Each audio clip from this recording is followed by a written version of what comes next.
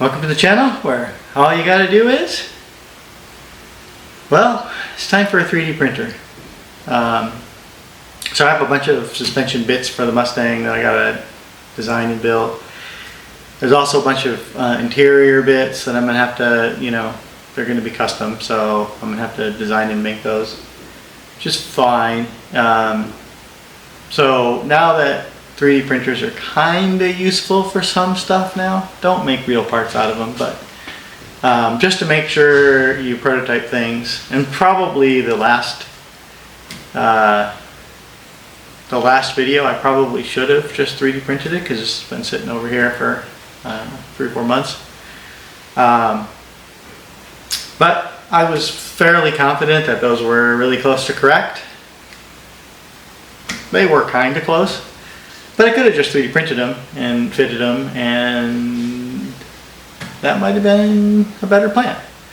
Since everything is prototyping, and kind of the only useful thing for 3D printers these days is prototyping, right? You can't really make production on them. I mean, people do, but it's kind of dumb. But at work, there's some times when 3D printing stuff just to make sure it looks right and feels right. And you can assemble it and disassemble it and get to the bolts and whatever, snap rings.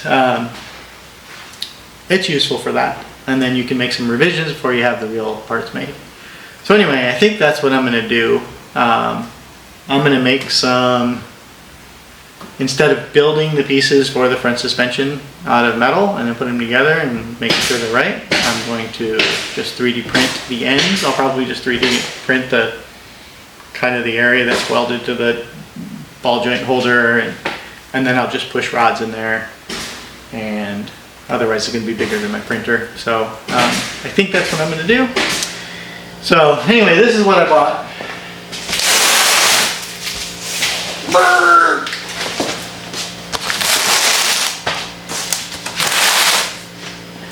I'm not a 3D printer expert, guy, so I'm not sure if this is the smartest purchase or the dumbest purchase, but it was like 300 bucks, and it'll do like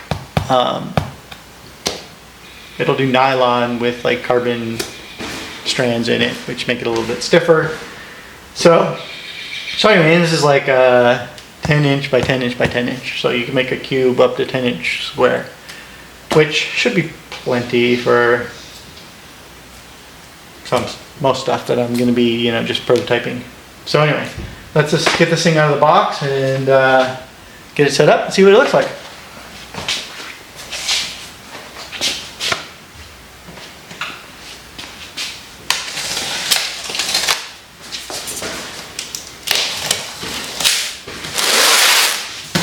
It says not to step on it. That's weird. It doesn't say not to throw it in water. No trampling. I think that means stepping on a Chinese translation. Look, they even got a pretty picture of a boot. I guess if I got sneakers on, it's okay. Alright. It does have these nice little handles too to lift it up with, so that's kind of snaz. User's guide, some more yoga mats,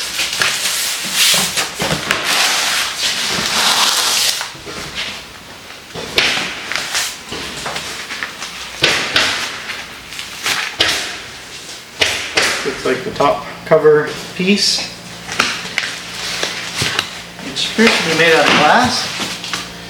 Probably breakable, so we'll set this over here where it can't fall down. At least not as easy.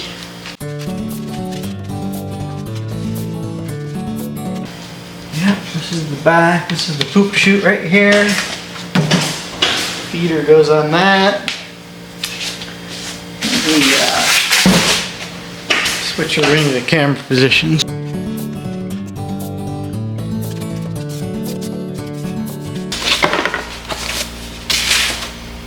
Okay, this is a box full of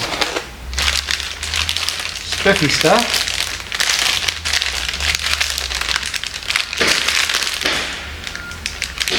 Paper blades, looks like in a little bit of filament. Pretty sure this goes on here. Nice. This is probably the says I gotta connect it to the internet before I use it. That makes sense, I suppose. Just updates and whatnot. Yeah, not much to do to get this assembled. Pretty much done. Gonna hook this up and then connect to the internet and whatnot. Shouldn't be any old big deal.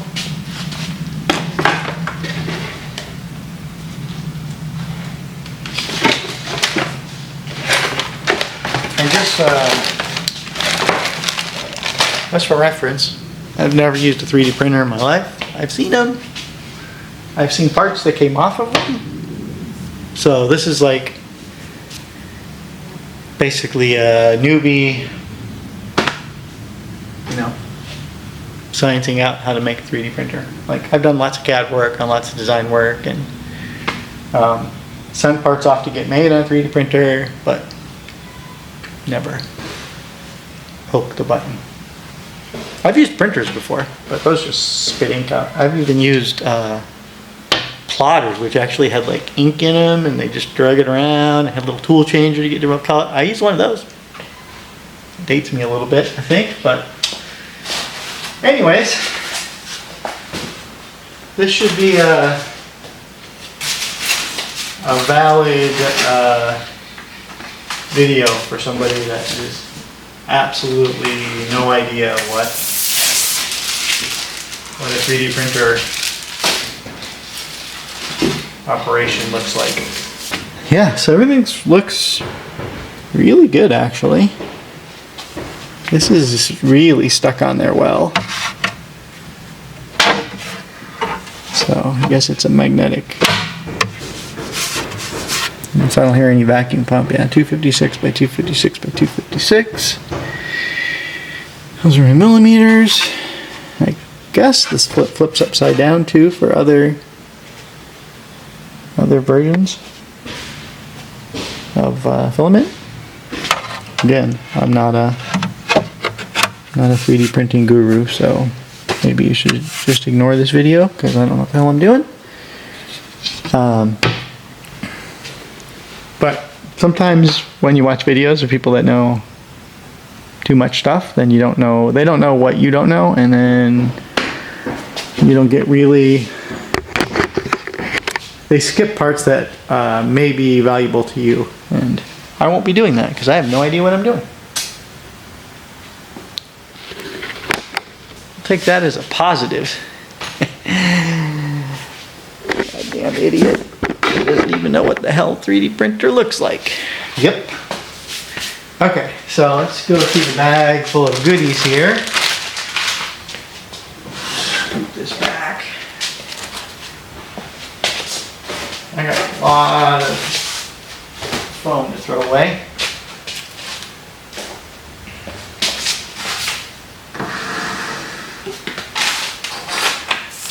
So I got some instructions, looks like a design award. Oh, this is all the stuff I already did, I guess. Take the foam, blah blah. Use an Allen wrench, remove the 3 screws. Oh yeah. So they got like 3 screws here to hold the bed from moving up and down while it's getting shipped. I guess that makes sense. And this one was held in with a zip tie. The actual nozzle was zipped in like a piece of cardboard and zip tie. So we'll do that first. Imagine it comes with a cheesy little Chinese Allen wrench set. Build platform glue stick. Filaments bonding unit. Huh, okay. I didn't know you needed to glue the stuff there. Grease for 3D printers, sure. Looks like a memory stick of unknown capacity. Doesn't even have their logo on it. It's just a generic USB.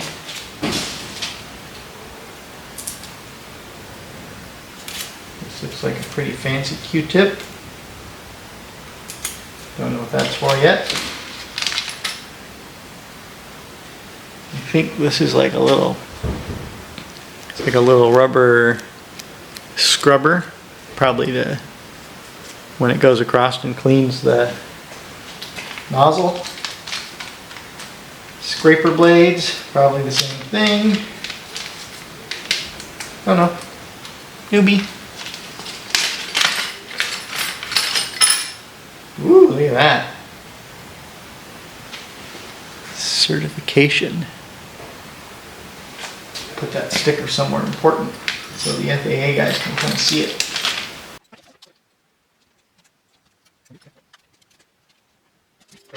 Okay, install the touchscreen. Apparently I already did that. Device self-check. Do not tap or shake the machine during the self-check process. Avoid error prompts.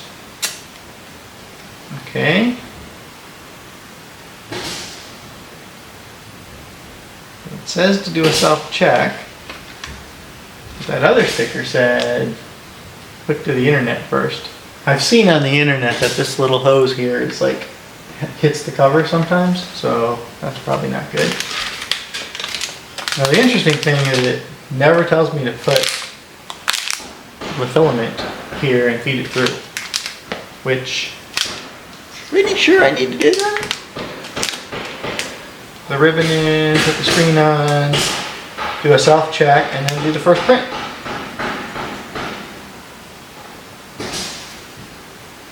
Never tells me to put this in. Again, I'm a newbie, but I'm not a complete idiot, evidently. Insert one end into the filament detector and push it forward until it reaches its maximum position. Maximum position, I think that means it doesn't go anymore. Okay, I can just see it right there. It's kind of nice that it's clear, so you can see it. It's right there. I don't know if you can see that with the light. But that's kind of where it is.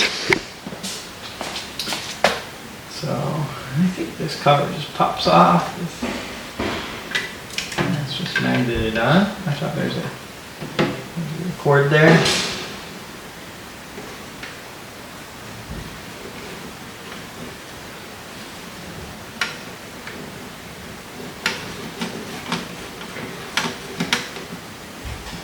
Okay, I think that's all the way in. I think that's at its maximum position.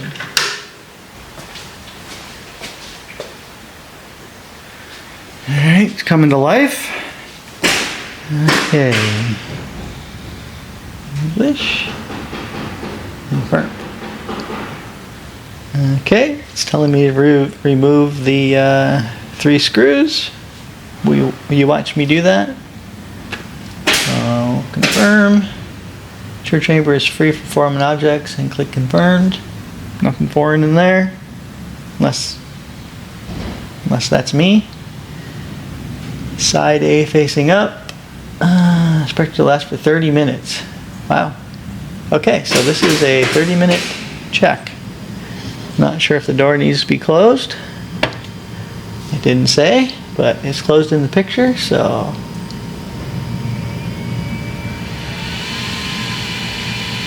Do not touch the printer during the self-check. Okay, so I'm going to let it do its thing. It's just about lunchtime.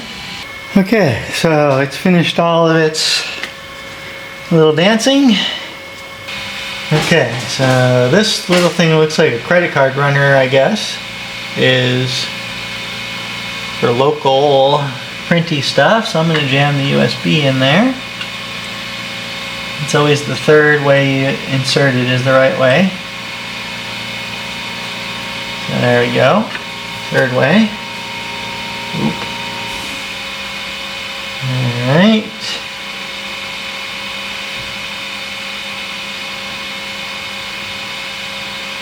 So probably want this stupid little fishing boat thing.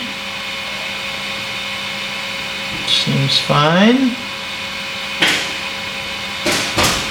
And then print, I guess.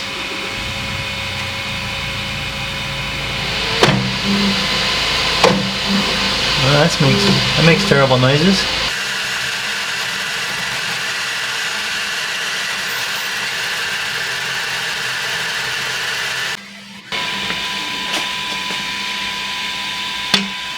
Okay, it's all done. Took 15 minutes and 7 seconds. And I'll just push confirm here. So one thing I do want to mention is all this stuff.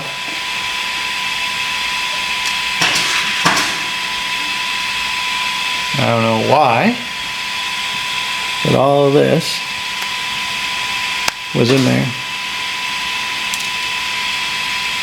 Pretty sure it wasn't in there before, but I think it's supposed to rub that off before it, but I mean, I guess it did.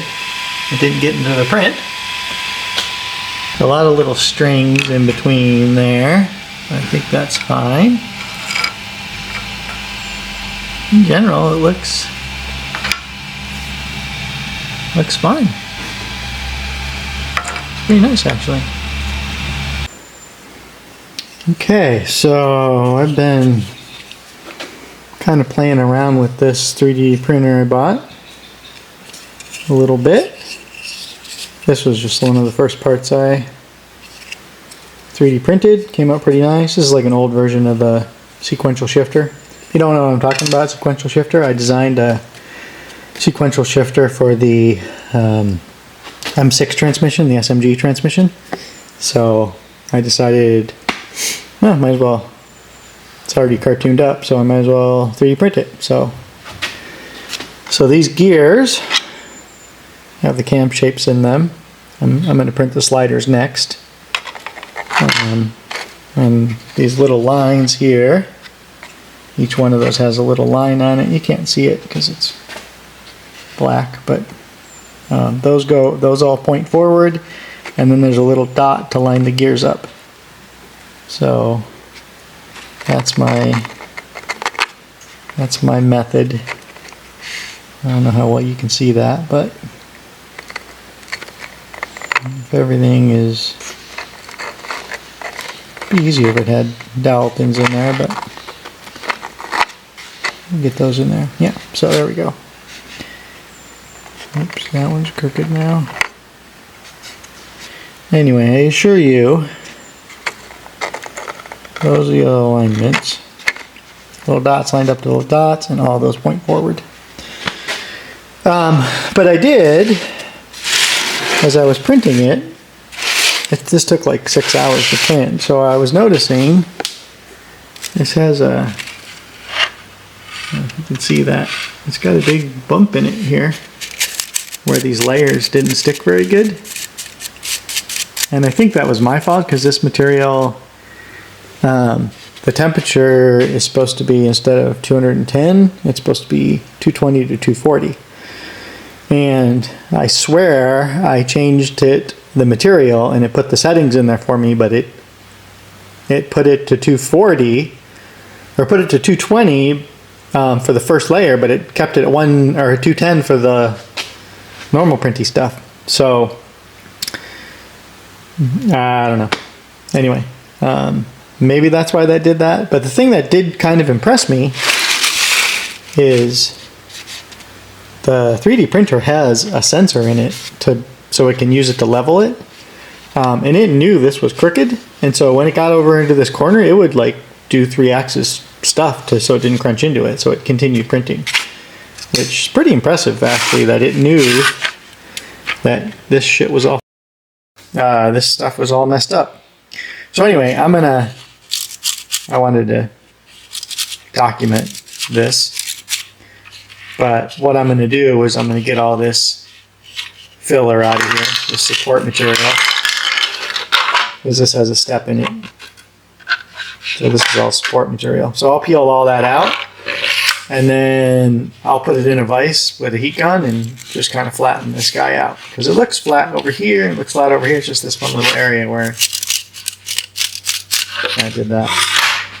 So the other thing that I've been noticing is little things, like this is the way this USB sticks into every computer I own, but in this thing it has to be upside backwards. Why? Just why? Anyway, so it's super simple. You stick that in there, you push this little, looks like a credit card thing, go to USB drive,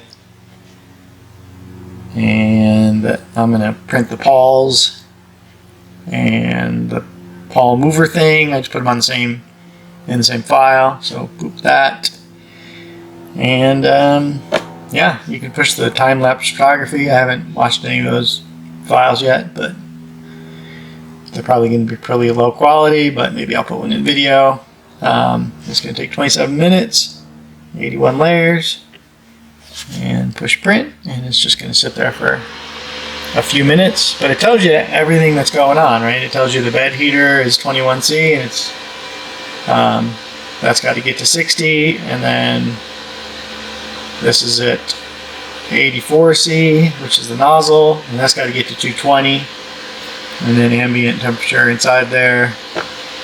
And you can turn the light on and off if you want. So it tells you, you know, how long it's got to go and what layer it's on, 0 of 81. So it's just doing its little dance now. Figuring out where the end of its travels are. It just smashes into the side. Which seems dumb, but that's what it does. Going over to the poop chute. It's going to squirt some junk in there. It's not hot enough yet, so. And then for some reason it goes along this edge and just makes some little, I guess it's kind of to clean the nozzle out and make sure it's working. Rubby, rubby, rubby. It's trying to spit it into the right place, but it's kind of missing. But it's definitely not hot enough yet, so I guess it's just trying to knock the little stuff off. So I've only run this, you know, I probably got 8 to 10 hours of print time on it, and this isn't great, but that's not a super important part of it anyway. It's not like I'm going to put this on the engine and try to do any shifting with it. I'm just going to put all the gears in where they go and move this back and forth and watch the little chick chick chick chick thing move back and forth. So just kind of I had to do something as a test for it, so this is it. Alright, so our bed temperature is almost up to speed. I haven't pushed these pause buttons or stop buttons, but I assume that's what those do. I don't know why you would push them, but I'll probably figure it out at some point. Get that glare out of there. Anyway, so far this thing's, I think it's pretty good. I haven't done anything about, it's kind of a rainy day here, I haven't done anything about this absorbing moisture. And yeah, I know the print strength is going to be less and stuff, but okay, there it's doing its little, got a little tail sticking out of here. And we're almost at 60. 59C. There, we're at 60 now. So now that this bed's at 60, it's going to heat that up to 230. It's actually 220 to 240 is what it says on the in the file, which is what I just changed it to. And the reason I changed it to that is because on the side of here, that's what it said to do. I forget where, but it, yeah, so see, it made this little weird in here.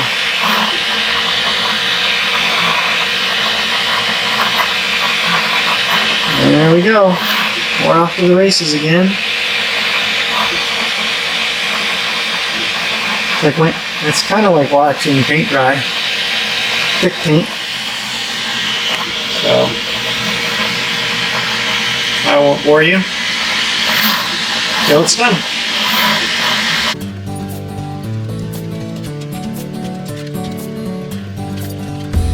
Okay, so I got all the support material out of here. Wasn't too bad.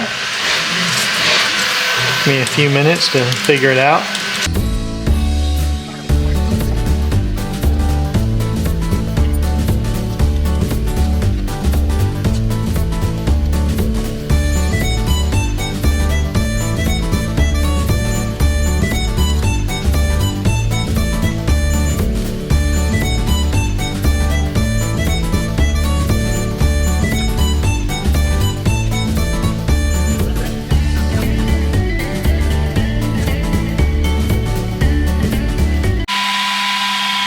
Okay, that took whatever, 27 minutes or whatever.